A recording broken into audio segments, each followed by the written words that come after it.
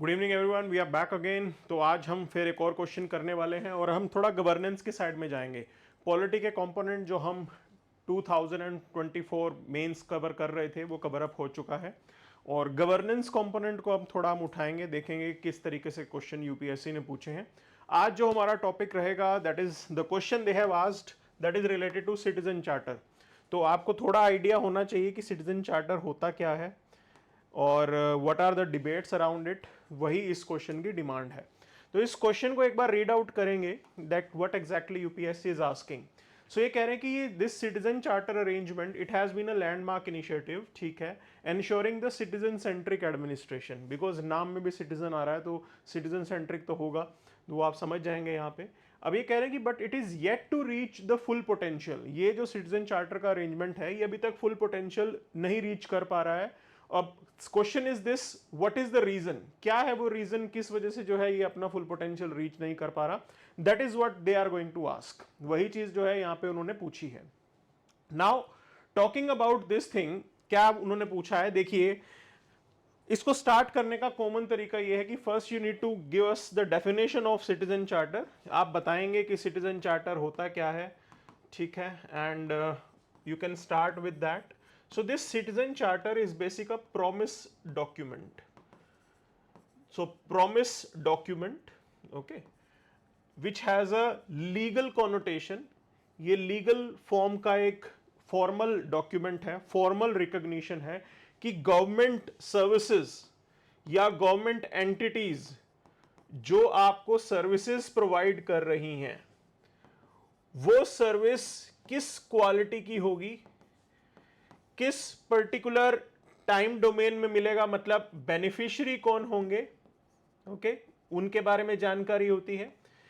Feedback आप दे सकते हैं, ग्रीवेंस रिड्रेसल आप इसके अंदर करेंगे और ग्रीवेंसेस को एड्रेस करने के लिए कंसर्न्ड अथॉरिटी कौन होगी, वो सरकारी ऑफिसर कौन होगा जिसकी रिस्पॉन्सिबिलिटी में ये ग्रीवेंस रिड्रेसल करना आएगा। That thing is told in detail. Service मिलेगी, किस क्वालिटी की मिलेगी, टाइम बाउंड मैनर में मिलेगी कि नहीं मिलेगी। So this sort of input is provided in this formal declaration. ये एक तरीके का फॉर्मल डिक्लेरेशन होता है जिसको हम सिटीजन चार्टर कहते हैं। This idea of introducing a citizen charter ये इंडिया के अंदर 2000 ऑनवर्ड्स हमने लगाना स्टार्ट कर दिया था। स्पेसिफिकली सेंट्रल मिनिस्ट्रीज ने जो है ऑलरेडी इसको लगाया है, डिफरेंट डिफरेंट स्टेट डिपार्टमेंट भी अब इसको रखते हैं। अगर आप पुलिस स्टेशन जाएंगे तो पुलिस स्टेशन की दीवार पे लिखा होगा कि आपके राइट्स क्या हैं, कि आपको एफआईआर की कॉपी दी जाएगी, आप ये चीजें पुलिस से ले सकते हैं। That is a citizen charter, clear, उसको हम बोल देते हैं सिटीजन चार्टर। या अब डिजिटल इंडिया का जमाना है तो आप जरा कोई भी वेबसाइट खोलिए सरकारी डिपार्टमेंट के अंदर, वहां पे वेबसाइट में एक कॉलम दिया होगा सिटीजन्स कॉर्नर, उसके अंदर आपके क्या एंटाइटलमेंट्स हैं, आपके क्या राइट्स हैं, वो वहां पे मेंशन्ड हैं।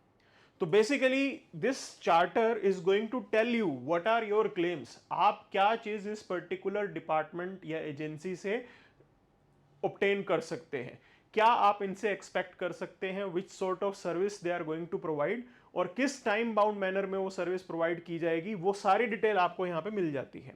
Now talking about this thing, ये हमने देख लिया, अब क्या क्या चीजें इसमें बताई जाएंगी उसको थोड़ा हम देख लेते हैं। So as I told you, you will get idea about type of services that a particular department is going to give. उसकी पूरी डिटेलिंग होती है कि ये डिपार्टमेंट, ये महकमा ये सर्विस आपको प्रोवाइड करता है, इस टाइम बाउंड मैनर में होगा, ऐसा स्टैंडर्ड हम मेंटेन करने वाले हैं, बिल्कुल स्पेसिफिक टाइम में मिलेगा, डिलीवरी आपको बहुत अच्छी मिलेगी and you will reap benefit. मतलब मेजरली आपको देखना है कि आप एज अ टैक्स पेयर सरकार से क्या एक्सपेक्ट कर सकते हो, ये आपका राइट है, क्योंकि आप गवर्नमेंट को टैक्स दे रहे हो और गवर्नमेंट आपको सर्विसेज दे रही है, तो आपका वो राइट है वो सर्विस का स्टैंडर्ड मेंटेन करने का, मतलब एक्सट्रैक्ट करने का गवर्नमेंट से। देन सिटीजन की क्या ऑब्लिगेशन होगी, सो इट ऑल्सो मेंशंस कि सिटीजन की कैसे, क्या एक्सपेक्टेशन गवर्नमेंट की है सिटीजन के प्रति, कि इस केस में सिटीजन क्या कर सकता है, सिटीजन क्या एक्सपेक्ट कर सकता है, that thing is mentioned. Procedure कैसे फॉलो किया जाएगा, अब अपने आप तो सिटीजन चार्टर एक्टिवेट नहीं होगा, तो आपको ही जाके कहीं ना कहीं कंप्लेंट दर्ज करानी पड़ेगी, तो आपसे भी ये उम्मीद की जाती है कि you are also a proactive individual, clear. Accountability and transparency, अब कोई भी आपको ये बोल नहीं सकता कि ये तो जी हमारा काम नहीं है। जैसे पहले होता था कि अगर आप एफआईआर रजिस्टर करने जाओगे तो पुलिस स्टेशन में कह देंगे कि ये तो हमारे डोमेन में नहीं आता। अब वैसी चीज़ नहीं है। There is this accountability, transparency, पूरी क्लैरिटी के साथ सारी चीज़ बता रखी होती है। आप भी एज अ सिटीजन अवेयर्ड रहते हो, तो जब आप अवेयर्ड रहते हो तो your participation also increases. This is what it is about. जब आप अवेयर्ड होते हो तो भी आप गवर्नेंस में पार्टिसिपेट कर पाओगे, वही तो इसका सेंटर पॉइंट है। वहीं से तो पता लग रहा है कि ये सिटीजन सेंट्रिक एडमिनिस्ट्रेशन को फैसिलिटेट कर रहा है।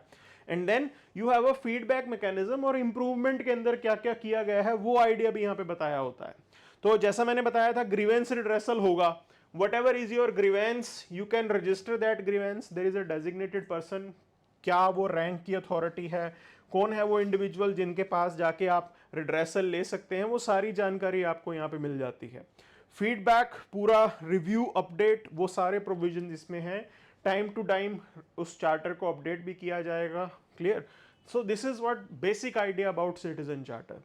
अब यहाँ पे डिबेट पे चलते हैं कि प्रॉब्लम्स हमें क्या क्या देखने को मिली हैं। तो देखिए, first of all, public is not even aware about their rights. उनको पता ही नहीं है कि सिटीजन चार्टर नाम की कोई चीज़ भी होती है। They are not aware about the purpose of that charter. अगर कहीं से आप वेबसाइट में देख भी लेंगे तो भी आपको नहीं पता चलेगा कि ये सिटीजन कॉर्नर बनाया क्यों है, जिन लोगों ने उस सिटीजन चार्टर को इंप्लीमेंट करना है। अब देखिए, ग्राउंड लेवल स्टाफ इंप्लीमेंट करता है, जो लोग फील्ड पे हैं, ठीक है। तो ground officials, they are the one who are going to implement it. Now इनसे कोई इनपुट नहीं लिया जाता। No input is taken from these individuals who are on ground before drafting a particular citizen charter. अब इसमें problem क्या होती है कि जो लोग दिल्ली में बैठे हैं, अब उनको तो नहीं पता ना कि हरियाणा की प्रॉब्लम क्या है या चंडीगढ़ की प्रॉब्लम क्या है, तो उनको ग्राउंड रियलिटीज मालूम ही नहीं होती। तो वो अनरियलिस्टिक सा चार्टर बना देते हैं जिसको इंप्लीमेंट करना बहुत डिफिकल्ट होता है। एंड देन आपने सिटीजन चार्टर बना दिया, एंड इनएडिक्वेट ट्रेनिंग के साथ वो चीज़ नहीं इंप्लीमेंट हो सकती। अगर आप उस चार्टर को इफेक्टिव बनाना चाहते हैं, आप सर्विस डिलीवरी को बेटर करना चाहते हैं, that will only be possible if you will be facilitating the effective training. तो यहाँ पे हमें ऑफिशियल्स को कभी भी हमने ट्रेनिंग दी ही नहीं है, तो ये प्रॉब्लम रहेगी ही रहेगी। अकाउंटेबिलिटी मैकेनिज्म अभी भी फिक्स नहीं है, वीक सिस्टम आपने पूरा का पूरा रखा हुआ है कि अगर किसी केस में कोई इंडिविजुअल वो सर्विस नहीं डिलीवर कर रहा है जो क्वालिटी एक्सपेक्टेड है, तो उस केस में अकाउंटेबिलिटी तो फिक्स होनी चाहिए ना, किसकी रिस्पॉन्सिबिलिटी है, अभी तक कुछ भी क्लैरिटी के साथ नहीं बता रखा होता। That is a hurdle. And then you have uniformity issues हैं। अब देखिए, अलग अलग डिपार्टमेंट के अलग अलग परफॉर्मेंस होते हैं, अलग अलग चार्टर का फॉर्मेट होता है। सिटीजन भी कंफ्यूज, जिन्होंने इंप्लीमेंट करना है वो भी कंफ्यूज। सेंटर के डिपार्टमेंट में अलग सिस्टम चल रहा है, स्टेट के अंदर इवन द डिस्ट्रिक्ट वाइज उसके अंदर डिफरेंसेस आ सकते हैं। तो ये यूनिफॉर्मिटी इशू बहुत मेजर है। अब अलग अलग डिपार्टमेंट्स का अपना सिस्टम चलता है। रेजिस्टेंस टू चेंज, ब्यूरोक्रेसी जो है वो बहुत रेजिस्टेंट है, वो अपना एटीट्यूड चेंज नहीं करना चाहती। हम एक्सपेक्ट करते हैं ब्यूरोक्रेसी सिटीजन सेंट्रिक बने, लेकिन आपकी ब्यूरोक्रेसी सिटीजन सेंट्रिक नहीं होती है। तो रेजिस्टेंस टू चेंज है ये। They are not ready, they are not flexible. Insufficient feedback channels, और अगर फीडबैक आ भी गया तो भी वो फीडबैक के बाद उस सिस्टम को अपडेट नहीं किया जाता। वो सिर्फ एक लिप सर्विस की तरह होती है, लोगों का गुस्सा शांत हो जाएगा, आपकी बात सुनी जाएगी, लेकिन ग्राउंड पे कोई भी चेंज नहीं होता है। तो insufficient feedback channels, feedback mechanism, that we have. तो ये हमारे यहाँ पे इश्यूज हैं। पब्लिक भी अनअवेयर्ड है, जिन्होंने इंप्लीमेंट करना है वो भी अनअवेयर्ड है। तो दिस इज द प्रॉब्लम। अब एक और प्रॉब्लम भी बोली जाती है कि ये मैनेजर्स चार्टर बोला जाता है इनको, कि भी ग्राउंड लेवल के लोगों से आपने पूछा नहीं। जो लोग सेक्रेटेरिएट में बैठे हुए हैं, स्टेट की बात करें तो कोई स्टेट सेक्रेटेरिएट में बैठा होगा सीनियर ऑफिसर, अब उनको नहीं पता ग्राउंड की प्रॉब्लम क्या है। So that's why it is referred as managers charter. That itself is a problem, वो अपने आप में ही एक समस्या है। अब इसको ठीक करने के लिए इन सारी चीजों को आपको बदलना होगा, हर एक चीज के ऊपर इंडिविजुअली एफर्ट करना होगा। That is what is required. तो अवेयरनेस कैंपेन चलाओ, पब्लिक अनअवेयर्ड है, सोशल मीडिया का यूज करो, एनजीओ का यूज करो। Public awareness is critical, specifically जो वल्नरेबल सेक्शंस हैं। जब तक आप उन वल्नरेबल सेक्शंस तक ये आवाज नहीं पहुंचाओगे, चीजें नहीं ठीक होने वाली हैं। That is a problem. Training program, आपको ट्रेनिंग देनी पड़ेगी सभी इंडिविजुअल्स को, जिन लोगों की भी रिस्पॉन्सिबिलिटी है एक पर्टिकुलर चार्टर को इम्प्लीमेंट करने की, क्योंकि बिना ट्रेनिंग के इम्प्लीमेंटेशन ठीक नहीं होगा। अकाउंटेबिलिटी फिक्स करनी पड़ेगी, ग्रीवेंसेस के केस के अंदर कौन रिस्पॉन्सिबल होगा, you have to fix it with clarity. Standardization, जो बेस्ट प्रैक्टिसेस हैं उसको आपको लेके आना है स्टैंडर्डाइजेशन का। हमारे पास बहुत से ऐसे एग्जाम्पल हैं, विद इन कंट्री मिल जाएंगे। बेंगलुरु की केस स्टडी है, so they have a Bengaluru, you can say municipal corporation, they have a really good arrangement related to citizen charter, उसको आप लेके जा सकते हैं। इंसेंटिवाइज करना है आपको कंप्लायंस को लेके, आप जो भी स्टैंडर्ड ऑपरेटिंग प्रोसीजर बना रहे हैं, रूल्स बना रहे हैं, you have to make sure that different departments they are complying to that. तो अगर सेंटर ये चाहता है कि स्टेट डिपार्टमेंट्स अच्छे से सिटीजन चार्टर को लागू करें, तो सेंटर की रिस्पॉन्सिबिलिटी है कि कुछ एडिशनल फैसिलिटी देके, कुछ एडिशनल पैसा फंडिंग देके उसको अच्छे से कंप्लायंस उसका करवाएं। Feedback mechanism should be good, redressal mechanism should be good, and उसके अलावा सिटीजन चार्टर को टाइम टू टाइम अपडेट करना जरूरी है, ये रिव्यू करना बहुत जरूरी है। अगर आप 1990 के हिसाब का सिटीजन चार्टर 2024 में लगाओगे तो वो इनइफेक्टिव होगा। तो आपको इसको टाइम टू टाइम अपडेट करना है, बेटर बनाना है, then only we will be able to facilitate good governance, because citizen charter is basically an idea aligned with the good governance process. इसके थ्रू हम चाहते हैं कि सिटीजन जो है वो पार्टिसिपेट करे गवर्नेंस के अंदर, पब्लिक सर्वेंट अकाउंटेबल रहे। So this is what the point is, and at the end of the day it all depends upon the vigilantism that citizen are going to offer. कितने vigilant हमारे citizen हैं, कितने जागरूक हैं, कितने aware हैं, कितने वो एक्टिवली पार्टिसिपेट करते हैं, वो मेजर फैक्टर है जो किसी भी चीज़ को सक्सेसफुल बनाता है। आप एक और एडिशनल सजेशन इसमें लिख सकते हैं कि इन सिटीजन चार्टर्स को लीगल बैकिंग दी जाए। अभी तक डिपार्टमेंट्स अपने मन से करता है, बट अगर आप लीगल कंप्लायंस या लीगल बैकिंग इन चार्टर्स को देते हैं तो उनको इम्प्लीमेंटेशन के अंदर थोड़ी क्लैरिटी मिलेगी और efficacy of the citizen charter will also improve, वहां पे भी हमें इंप्रूवमेंट देखने को मिलेगी।